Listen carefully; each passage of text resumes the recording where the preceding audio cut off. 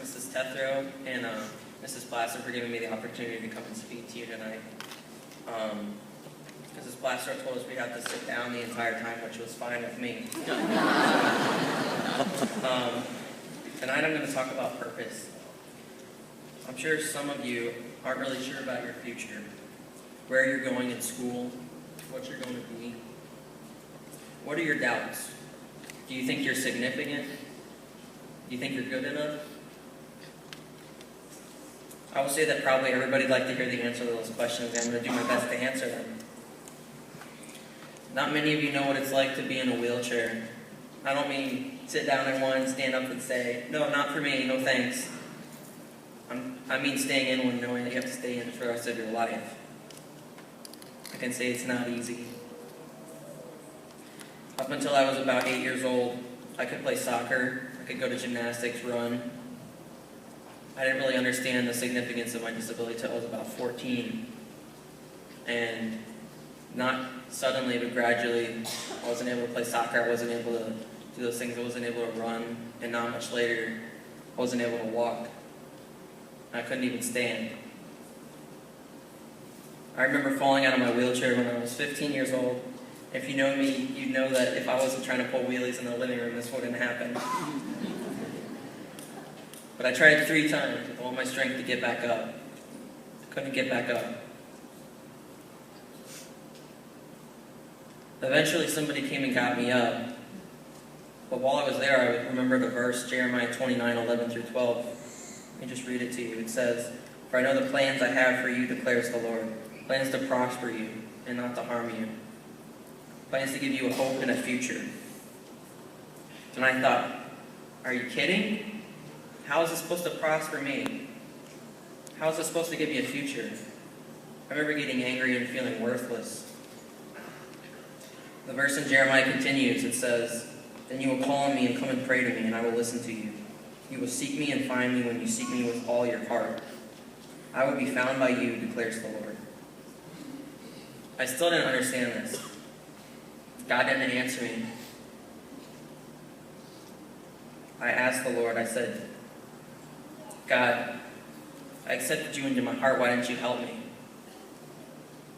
He didn't answer me. I asked God, if you love me and wanted a purpose for me, why would you make me like this? Not for years did I understand why he didn't answer, but I've learned that when he didn't answer, during that time he was strengthening my heart. God tells us that in our weakness he is strong. The Bible also says, all fall short of the glory and the joy of the Lord.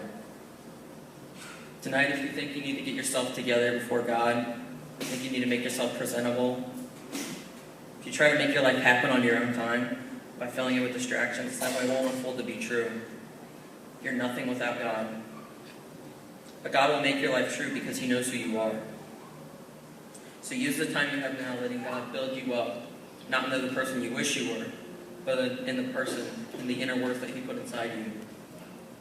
And when you fully give yourself up to the Lord, he will show you your purpose and make you strong. He will give you joy even when you don't have any.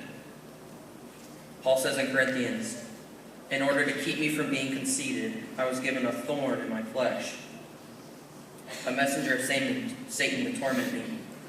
3 times I pleaded to the Lord, 'Take it away from me.' But he said to me, 'My grace is sufficient for you. My power is made perfect in weakness. Therefore I will boast more gladly about my weakness, so that Christ's power may rest on me. That is why for Christ's sake I will delight in weakness, in hardships and difficulties, in persecutions. For when I am weak, then I am strong.'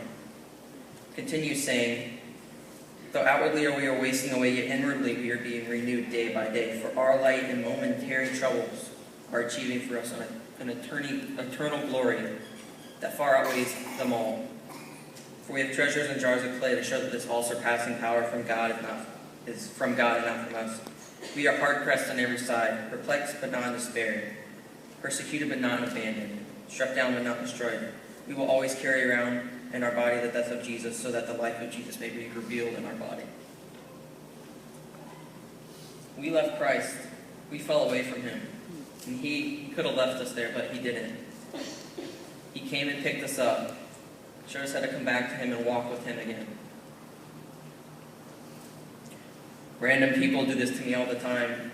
They ask me, they say, "Why are you in a wheelchair?" And they say, "What's wrong with you?" I'm like, "What's wrong with you?" Sometimes I usually answer them. I try to be polite. Sometimes I crack up laughing, and sometimes I'm not too nice in my response. So now I'm going to ask you, what is your struggle? What is your disability? Don't be afraid to answer. Boast in your weakness. Don't let it be an excuse for how God can use you. He will reveal His purpose to you in His time. Thank you very much.